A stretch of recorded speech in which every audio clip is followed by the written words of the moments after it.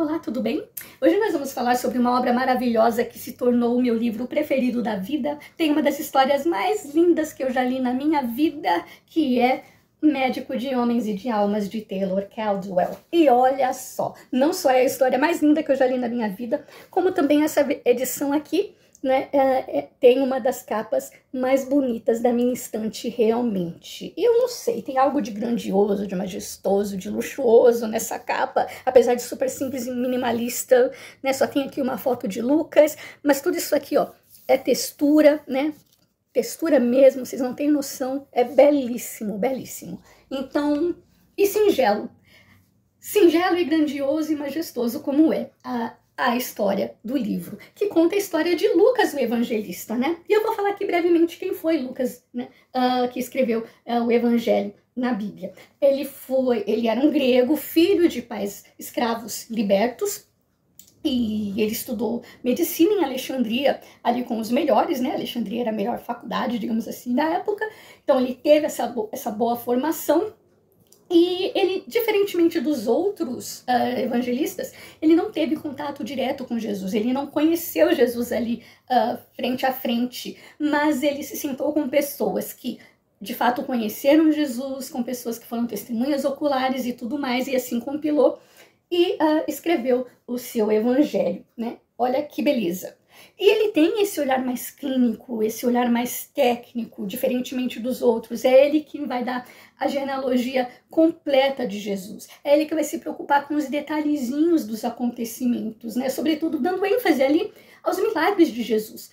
Porque isso vai intrigá-lo, vai deixar ele muito intrigado e fascinado com a natureza, com essas manifestações do poder de Jesus. Como é que pode, como é que isso é clinicamente possível, ele devolver a vista ao cego e essa coisa toda. Então, isso vai encantá-lo, maravilhá-lo, ele vai dar ênfase a isso. Então, isso é muito interessante. E aí é Lucas, e somente Lucas, que vai ressaltar que Jesus crescia em estatura, em sabedoria e em graça diante de Deus e dos homens. Olha que rico, né? Então Lucas, como médico, ele vai analisar ali o estado clínico de Jesus e vai chegar a essa conclusão, né, que clinicamente Jesus teve um desenvolvimento físico, mental, espiritual totalmente saudável e normal.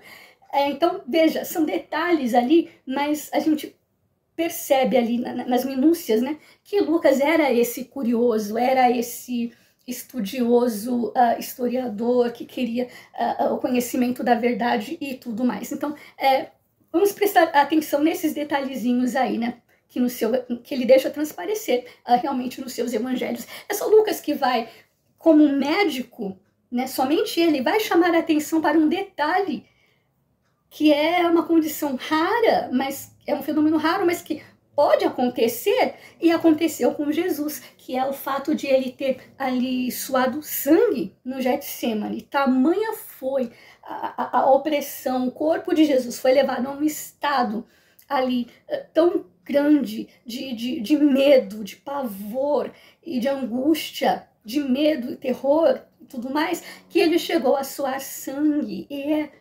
Lucas, né, que vai narrar isso aqui para nós, né, na qualidade de médico e tudo mais. Ele vai fazer essa análise clínica aí pra gente. Então, são detalhezinhos interessantes. Então, vamos direto à história. Em primeiro lugar, eu tive, assim, um certo receio, né, de ler essa história. Não, receio assim, eu pensei comigo mesmo, pode ser uma história enfadonha, pode ter linguagens difíceis, pode ter uma linguagem difícil, pode ser uma leitura que vai empacar, pode ser uma leitura lenta, pode ser arrastado, pode ser sem graça, enfim, eu né, imaginando aqui comigo, né, pode ser uma linguagem bem arcaica, pode ser bem chata a leitura, mas não, gente, eu pensei, né, eu tive esse medo, mas não, pensa numa leitura fluida, numa leitura gostosa, é uma narrativa deliciosa, envolvente e frenética até em alguns momentos, porque tem muita coisa acontecendo o tempo todo, né? É emocionante, em alguns momentos ela chega a ser emocionante e frenética e você não consegue parar de ler. Pensa numa narrativa fluida, uma narrativa super tranquila. É um calhamaço, mas você lê assim, ó, num instante, e querendo mais, e se emocionando, e o que faz né, isso acontecer, esse fenômeno de se tornar uma leitura agradável, é a narrativa, é a forma descritiva e poética, né, que a autora vai utilizar aqui, e nós já vamos entrar nesses detalhes. É uma sensibilidade incrível.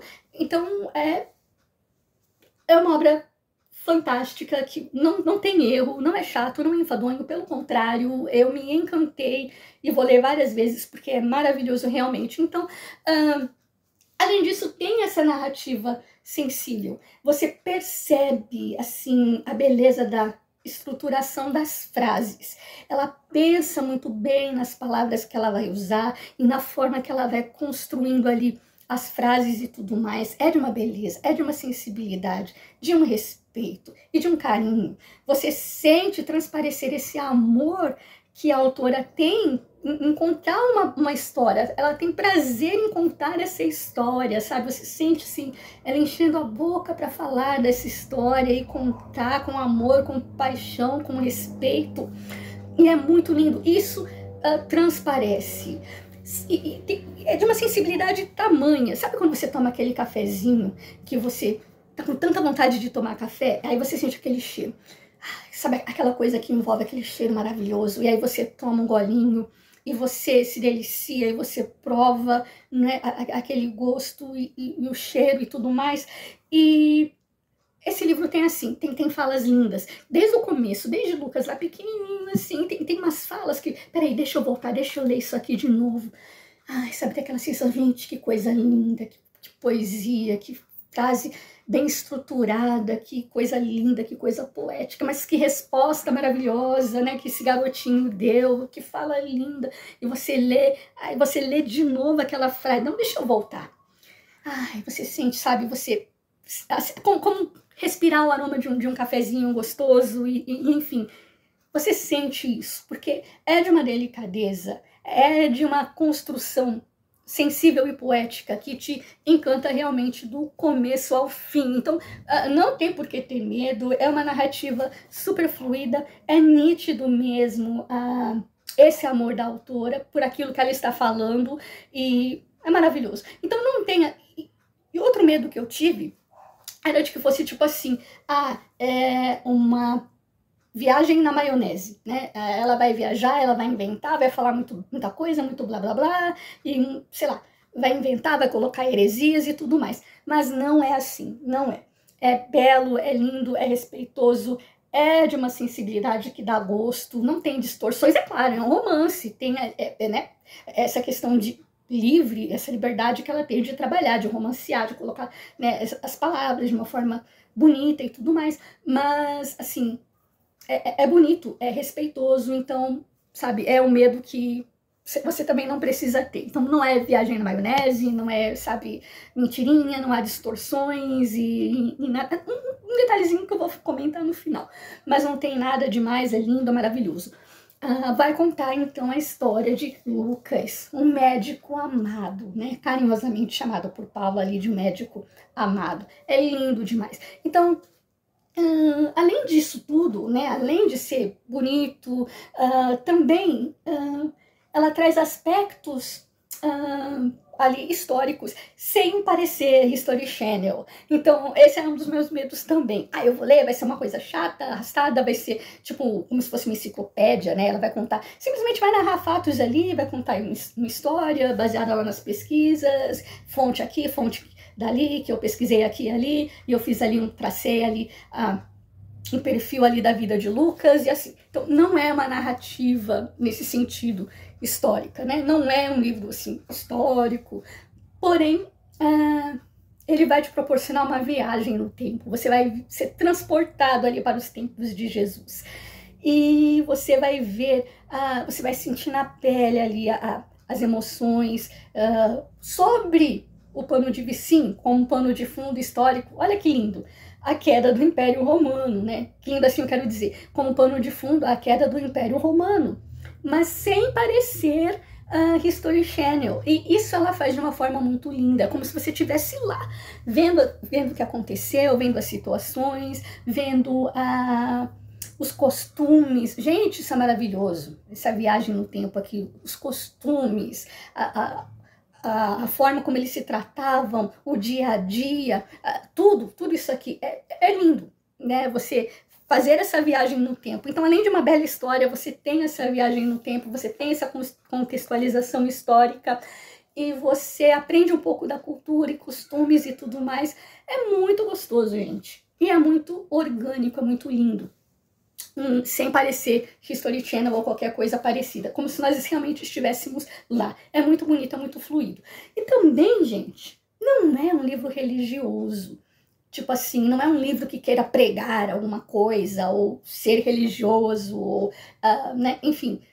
Não, é um livro, é uma história, né, vai contar um romance, vai contar a vida de Lucano, de Lucas, mas de uma forma muito bonita, muito sensível, baseada sim em fatos que aconteceram de verdade na vida de Lucas e tal, mas é uma livre adaptação, mas não tem a pretensão de ser um livro religioso, pregar alguma coisa. Assim, me lembra muito, a dinâmica me lembra muito Ben-Hur, né? É como se são duas histórias ali, histórias paralelas, mas elas vão em algum ponto ali se cruzar com a vida de Jesus, né, se cruzando e tal, assim como o Ben-Hur, em alguns momentos ele cruza ali com a vida de Jesus, literalmente, ele esbarra em Jesus em alguns momentos. Então, é isso que nós vamos ter aqui, histórias paralelas que vão se entremeando, esbarrando ali na vida de Jesus desde o começo e tudo mais, embora Lucano aqui não tenha visto Jesus face a face, mas Jesus vai estar em todo o tempo, as histórias ali são paralelas, e a busca de Lucas, né, por Jesus e por conhecer Maria, né, a mãe de Jesus, para sentar aos pés dela e ouvir ela falar sobre Jesus, né, para que ele possa ali escrever o seu evangelho. Enfim, é isso que nós vamos ter aqui, essa jornada. No meio desse tempo, né, no meio do caminho ali, Lucas vai aprendendo, essas histórias paralelas vão se cruzando. Lembra mais ou menos aí essa dinâmica de Ben-Hur. Muito bom, muito lindo, sensível e vamos direto à história. Tudo começa então quando o Lucas tinha 5 aninhos. Ele tinha uma amiguinha com quem ele brincava todos os dias, chamada Rúbia, e essa amiguinha ficou muito doente, né? Lucano, então, olha só, desde pequenininho, ele adorava ao Deus desconhecido, ele tinha muita fé, né? Era um menino doce, uma fé incrível, e isso é um ponto importante de ressaltar. E um belo dia essa amiguinha Rúbia vai ficar doente. Rúbia era filha de Diodoro, né? Ele era um grande oficial ali romano, né? Ele era um tribuno, era um homem muito importante e muito rico. Então, quando essa menina fica doente, mas doente mesmo, no meio da noite, Lucano vai até a janela, na porta da janela, né, da menina, e ele fica ali orando. No meio da noite, Diodoro olha aquilo e que estranho, eu vou ver o que esse moleque tá fazendo ali, né? Ele não conhecia Lucano ainda. Então eles se apresentam e Diodoro então se apaixona por Lucas, né, por Lucano, porque ele é um menino muito doce, ele vê o quanto ele ama a menininha, o quanto ele ama a filha dele, né, a Rúbia, e a ponto de ele estar lá no meio da noite orando, né, por ela, clamando por ela. Ele diz: você crê que a minha filha vai ser curada? E ele diz: eu creio, porque eu creio nesse Deus desconhecido, e ele pode estar em todo lugar, ele pode estar nessa pedrinha aqui. Dê essa pedra para Rúbia, peça para ela colocar debaixo do seu travesseiro, e o Deus a quem eu sirvo, ele vai curá-la, com certeza. Dê a ela também um chazinho dessa erva aqui, e ela vai melhorar, com certeza. E Diodoro, poxa, nunca vi algo parecido, eu nunca vi um menino parecido, né? Isso já era madrugada, já era no meio da noite, e disse: moleque, eu vou levar você para tua casa, o que você tá fazendo aqui no meio da noite? Deixa eu te levar para casa. Então, aí tem muitas coisas, tem muita coisa que acontece e tudo mais, mas a partir daí, Diodoro, então, vai praticamente adotar Lucano. vai se apaixonar pelo menino. Lucano vai ser o filho que ele não teve, porque Diodoro vai chegar em casa, vai dar essa pedrinha para a menina, ela vai receber com todo amor, com todo carinho. Diodoro então vai dar aquela erva, né, para o médico da família e vai dizer que foi Lucano, um menino de 5 anos, que receitou. Então, e esse médico vai ficar surpreso. Mas como pode? Um menino desse tamanho, como é que ele sabe que isso é justamente o que pode curar a menina e eu nem pensei nisso? Poxa vida, esse menino é um gênio. Então, Diodoro vai meio que adotá-lo. E como a menina vai melhorar, de fato ela vai melhorar, ela vai tomar aquele chá, ela vai melhorar e tudo mais, mas ainda adoentadinha, ela não sai de casa, tudo ela vai fazer dentro de casa, ela vai estudar e tudo mais. Então Lucano não sai da casa de Diodoro. Eles brincam juntos, eles estudam juntos, Diodoro dá a melhor educação, ele vai ter a mesma educação que a menina, o mesmo tutor vai ensinar a Rúbria e o Lucano, então eles vão crescer praticamente juntos. E a intenção de Diodoro é que Lucano aprenda, seja ali um estagiário de Kepta, que é esse médico da família, no futuro, e no futuro, quando ele estiver pronto, ele seria mandado então para Alexandria, para essa faculdade aí, tudo isso às custas de Deodoro. Gente, que história maravilhosa. Então é o que vai acontecer, né? Lucas se deu bem, né? Tá ali na família, tá perto da menininha, eles vão crescendo, se tornando pré-adolescentes, 10, 12 anos, né? Eles vão se tornar inseparáveis, ele vai meio que se apaixonar pela menina, e ele sempre aprendendo, sempre sendo um dos melhores alunos e tudo mais, muito inteligente, se torna discípulo de Kepta, até que um dia tudo vai muito bem, até que um dia essa enfermidade volta e a menina realmente morre. E aí é que Lucas vai ter um baque profundo a ponto dele perder a fé e não acreditar mais que esse Deus seja tão bom e ouça as orações, porque ele permite que venha a calamidade e a morte a pessoas jovens, a pessoas boas, e enfim, ele vai ter uma crise existencial bravíssima a partir daí. E a partir desse ponto ele vai então se questionar, a sua busca vai ser, a sua jornada é entender quem é Deus, por que ele permitiu o mal e qual é a origem do mal, né? A origem do sofrimento humano, por que o ser humano sofre. E ele vai tentar entender as dores e os sofrimentos humanos, as doenças e por que o homem sofre. E é por isso que ele vai se tornar um médico e um pesquisador, em primeiro lugar, movido por essa raiva que ele vai ter ali, a partir desse momento, né, de Deus. Enfim, e ele vai sim, depois disso, já pré-adolescente ali, já entrando na adolescência, 14, 15, 16, ele vai se tornar então ali residente, né, desse médico Kepta. E gente, essa parte é muito interessante, porque de verdade parece que você está no meio do seriado Plantão Médico, né? Porque é muito legal, é muito gostoso de se acompanhar. Tem essa coisa frenética, a emergência, de repente entra uma mulher lá com um barrigão enorme, com a barriga lustrosa e as veias saltando, e Lucas pensa, ela tá grávida? O Kepta vai dizer, não, isso é um tumor e a gente precisa operar agora. E corre lá pra cirurgia e tal. E eles mostram a cirurgia e conta como é que foi, como é que sabe, é muito... Você se sente ali junto dos personagens, é muito legal. E aí depois, saindo de lá, o Kepta já chama, Lucas, vem cá, deixa eu te mostrar, olha esse homem aqui, tá vendo? Ele tem a doença doce, né, que seria hoje a diabetes, né, eu entendo como diabetes, a doença doce e não sei o que. Aí ele fala pro homem, eu não te disse que você tem que tomar cuidado com aquilo que você come? Você tem que me ouvir? Você tem que deixar de comer essas coisas e não sei o que? E aí o Kepta vai introduzir para o Lucano algo diferente que ele não tinha ouvido ainda, não tinha pensado ainda, que é um conceito muito interessante, que é que aquilo que o sofrimento do homem, as doenças do corpo, podem estar relacionadas muitas vezes com as emoções, com aquilo que você está sentindo. Por exemplo, pressão alta e dor de cabeça pode ter uma motivação externa, algum estresse que a pessoa passou, alguma preocupação, algum problema, algum trauma, enfim. Então, Lucas vai, né, se apegar a isso aí também, tentar entender essa relação aí, né? corpo e alma e doenças relacionadas e tudo mais. Autossugestão, né? Como que você pode curar e tudo mais. Ele vai entender talvez que aquela menina, a menininha, amiguinha dele, foi curada por um determinado momento ali por sugestão, porque ela acreditou que aquilo iria curá-la, e enfim. Então, tudo isso aí, nós vamos ter todos esses questionamentos. Isso é tudo muito bom, é tudo muito bem trabalhado, muito bem narrado, é uma delicinha. E parece plantão médico, e é incrível, incrível. Essa parte, para mim, é a melhor, antes dele ir para Alexandria. E depois... disso tudo, ele vai com essa revolta toda, finalmente ele vai para a Alexandria. Mas olha só o que ele vai dizer a respeito de Deus em alguns momentos. Ele vai dizer assim,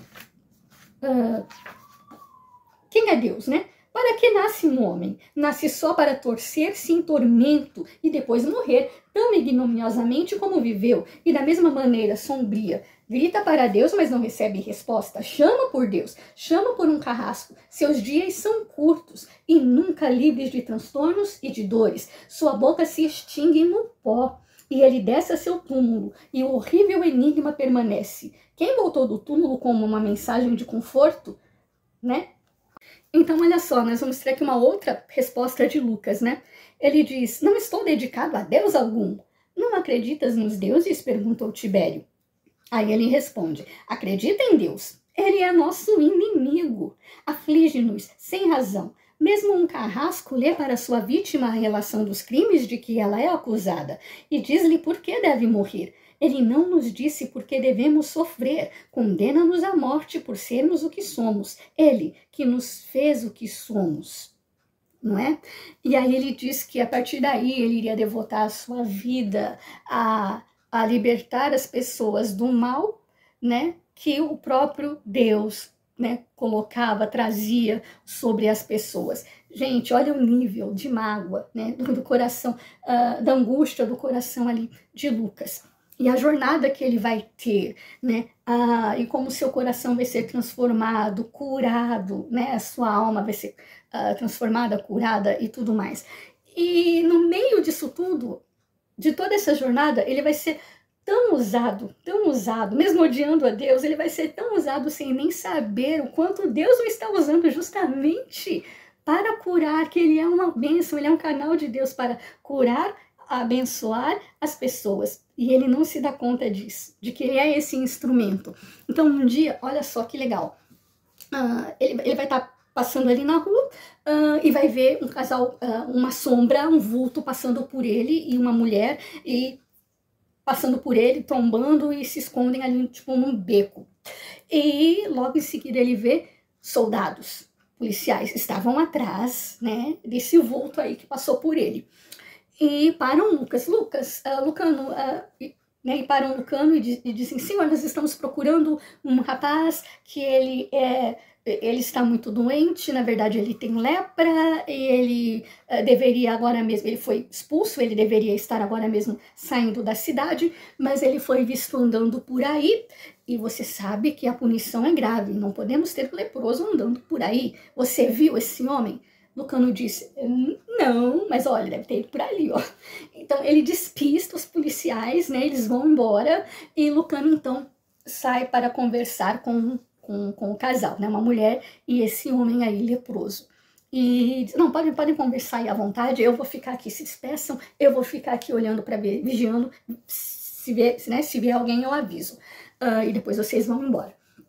E aí ele só ouvindo a mulher chorar, né? E Lucas ali observando, e lá atrás a mulher chorando, eu não vou te abandonar, eu quero ir com você. Não, mas se você for, você vai morrer, porque eu tô doente, você não pode me seguir, eu tenho lepra, e não sei o que, você é doida, você não pode ir comigo. Não, mas eu prefiro morrer, ficar longe de você, e não sei o que. E ele disse, não, você não pode, eu só queria te ver uma última vez, eu só queria, né, te ver ali pela janela, mas você me viu e correu atrás de mim, e agora tá essa bagunça toda, e vão me pegar, e vão pegar você também, vai embora, né? Por favor, eu preciso, né, preciso ficar sozinho, preciso, sei lá, eu vou morrer, eu não posso ficar do seu lado. Então, Lucano ouve aquilo, em algum momento ele ouve, entende ele dizer que ele é médico também, e esse homem era médico, Lucano pensou. Ele disse, não aguento. Ele simplesmente pegou aquele homem. Moço, vem cá. Ele agarrou aquele homem, mas agarrou, chorou. Ele tinha lepra, estava doente, mas Lucas agarrou aquele homem, abraçou ele, chorou no pescoço dele, assim, chorou de soluçar. E aí ergueu a voz, aí Lucas falou: ó, tu que trouxeste essa doença, essa enfermidade, essa assolação a esse pobre homem, esse homem que não fez nada a não ser o bem, porque Lucas entendeu que ele, como era médico, que esse homem pegou a lepra tratando de um leproso. Ele é um médico que foi curar ali um leproso e acabou ficando doente. Lucas então fica indignado e diz: como é que podes, ó tu, né, que abates um homem, que odeias um homem, que traz o mal para o homem, fazer isso com uma pessoa que só quer o bem, que só faz o bem, o mundo precisa dele porque ele é um homem bom, porque ele faz o bem e não sei o quê. E começou a orar com uma empatia, com uma força, mas ao mesmo tempo com uma raiva tão grande de Deus, mas orando ali, né, tipo, se desabafando. Por quê? Por que afligiste esse homem bom? E olha a esposa dele como é que se encontra, e abraçou e orou.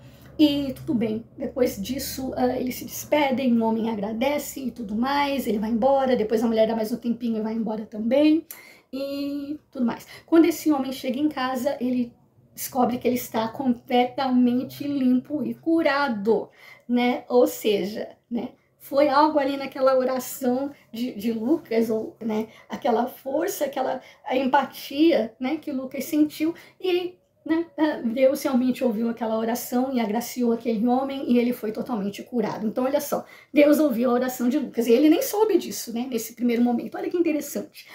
Então, com toda essa raiva, com toda essa indignação, Lucas vai para Alexandria e lá ele estuda. E lá acontece o que acontece com quase todo jovem, né? Ele é meio que balanceado ali na sua fé, na sua própria vocação. Ele vai ser bombardeado por todos os lados, né?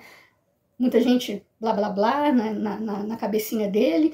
Ele vai ser os próprios professores, né? Professor de matemática vai querer que ele seja um matemático, vai querer que ele desista da medicina. Não, tua mente é brilhante, você tem que ser o maior matemático que esse mundo já teve, você não pode ser um médico, imagina, né? Então, o outro de filosofia vai dizer para ele a mesma coisa: não, você não deve ser médico, você deve ser, sei lá, um filósofo e tal, e tal, e tal. E então, o Lucano, ele vai ficar ali balançado na sua vocação e na sua fé. Ele, que já tinha revolta contra Deus, vai ouvir um monte de blá blá blá. Vai ter um amigo dele de classe que vai dizer para ele, porque Lucas, a peregrinação dele, o que ele quer é entender a origem do sofrimento humano. E esse amigo vai dizer para ele que o homem sofre porque isso é karma, porque o homem sofre por coisas que ele fez em vidas anteriores, e ele vai falar disso, vai falar de reencarnação e tal. Lucas não vai acreditar em nada disso. Por outro lado, ele vai conhecer também o professor Gamaliel e vai fazer todo tipo de perguntas para esse professor Gamaliel. Será que é o mesmo professor de Paulo? Olha que legal. E Gamaliel também vai falar muitas coisas para o Lucas, vai apresentar a Deus e tudo mais, só que Gamaliel também não vai convencê-lo, porque a dor dele é tão grande. Ele, como médico, já viu tanta gente sofrendo, já viu tanta coisa feia e diz: por que Deus permite isso? Ele também não vai se convencer, né? Não vai acreditar nem em um, nem em outro, e vai meio que se tornar um ateu. E aí é que tá, né? Essa peregrinação dele em busca da verdade, até que ele tenha os seus olhos abertos, até que ele tenha o seu coração transformado e restaurado ali pelo próprio Deus, entender o porquê mesmo do sofrimento humano. E será que Deus realmente existe? Será que ele realmente se importa com o homem? Será que ele realmente se importa comigo? Tirou de mim tudo que me era mais precioso? E enfim. Então ele não se convence nem de um lado nem de outro. E vai buscar ele mesmo ali a sua verdade. Ele vai sair em busca nessa jornada de conhecimento e de autoconhecimento. Então é uma verdadeira jornada do herói, porque ele vai para um lado, vai para o outro, vai conhecendo pessoas e tudo mais, e nisso ele vai aprendendo, nisso ele vai crescendo, nisso ele vai sendo transformado, e nisso ele vai sendo usado para abençoar e curar pessoas, se não como um médico, pelas suas orações, né? E enfim, para trazer uma palavra de conforto, de consolo e tudo mais, sem se dar conta, né, do quanto ele é do quanto ele está sendo usado, de quanto ele está abençoando a vida das pessoas. Isso é muito, muito maravilhoso. Então ele vai chegar, né, até esse conhecimento da verdade, até a busca dele. Ele vai ter um encontro com Deus, e o que ele mais vai querer depois é encontrar Maria para poder ouvir da própria Maria, né, palavras ali sobre Jesus, quem ele era, o que ele fez, para que Lucas pudesse então escrever o seu evangelho e entender de fato quem foi Jesus. Lucas queria conhecer Maria. Então é essa jornada que nós vamos ter aí, o livro todo, a obra toda, e é magnífico, é incrível, show de bola. Então todas essas situações vão fazer com que Lucas cresça. Então é essa jornada aí de autoconhecimento. Ele vai chegar ao fim, ele vai encontrar Maria, né? E essa parte é linda. Eu chorei. No momento em que ele encontra Maria, eu pensei, gente, essa é a visão mais linda, mais bela que eu já vi. A representação, assim, de Maria, a visão, né, que uma pessoa tem de Maria. Então ele vai olhar para ela, olha só. E tudo que ele mais queria era encontrá-la. E a visão que ele vai ter, quando ele a olha, ele diz... Então, tendo terminado sua história, Lucano ficou silencioso, olhava para o perfil de Maria, e a ele parecia lhe concentrar as feições de todas as mulheres que amara, sua mãe, Íris, Rúbia e Sara. A tranquilidade dela invadiu, e ele sentiu-se repleto de paz. Esqueceu-se que ali estava uma pobre mulher galileia, a viúva de um pobre carpinteiro. E tudo mais. E aí ele vai continuar. Gente, essa parte me fez chorar, porque é uma visão linda, belíssima de Maria. Quando ele olha para ela e vê que Maria é a representação de todas as mulheres que ele já viu e amara na vida. Numa só, né? Comum, simples, forte, guerreira e tudo mais. Porém, comum. Porém, né? Não uma deusa, não... E aí a gente já vai entrar nesse detalhe. Mas essa representação de que Maria ali tenha nela um quê de todas as mulheres, representa todas as mulheres, belas, fortes, guerreiras e tudo mais, eu achei maravilhoso, eu achei belíssimo. E quando ele chega ali, encontra, né, vê a casa da Maria, e aí ele senta na cadeira, puxa, eu estou sentando na cadeira que Jesus sentou, Jesus fez essa cadeira e não sei o quê. Eu estou diante dessa mulher que carregou Jesus no ventre, diante dessa mulher que teve Jesus, amamentou Jesus e tudo mais. Essa sensação, esse deslumbramento é lindo demais. Essa visão primeira, né, que ele tem de Maria, como ela representando todas as mulheres do mundo e tudo mais, mas simples como, olha só, todas as mulheres do mundo, uma mulher como todas as outras. Todas as outras mulheres podem se ver, se espelhar, não mais, não, nem menos, mas todas as mulheres do mundo, a mãe, a leoa, a guerreira, né, a que pagou o preço, porque quando ela disse, Senhor, eis-me aqui, cumpra-se em mim a tua vontade, ela pagou o preço, ela sabia o que podia acontecer. Pô, como é que ela ia chegar e falar, né, para José, José, eu tô grávida, né? Poxa, ela pagou o preço, ela comprou, ela vestiu a camisa, ela pagou o preço, ela disse, Senhor, eis-me aqui a tua vontade. Então ela é uma mulher forte, uma mulher que pagou o preço, jovem, né? Mas uma mulher como todas as outras mulheres, representando todas as outras mulheres, nem mais, nem menos. Uma mulher de fibra, uma mulher de garra, que realmente merece, né, esse encantamento quando ele chegou perto dela e... né, sabe, o livro transparece, é lindo demais as falas dele. Só peca no finzinho ali, quando ele vai descrever a Maria, e ele vai dizer que vai se referir a ela como mãe de Deus. Em um momento ele vai querer ser tão bonito, tão poético, né? Ele vai dizer assim, Maria, que não conheceu o pecado, não nasceu em pecado e continua sem pecado. Maria, que sofreu as dores do mundo, mas não se abateu pelas dores do mundo, que não sei o que, não sei o que. Ele vai ter toda essa construção aí bonitinha, mas essa parte aí, só isso aí, assim, tirando isso, foi perfeito, foi a visão mais linda de Maria que eu já vi na minha vida. Assim, né? Eu queria que ela tivesse sustentado isso. Maria, enquanto representação ali de todas as mulheres, mulheres simples, mulheres que podem ser guerreiras, que pagam o preço, que podem ser usadas por Deus, que dizem eis-me aqui, e enfim. Maria não fez nada de extraordinário. Ela só foi mãe, né? Ela só disse eis-me aqui.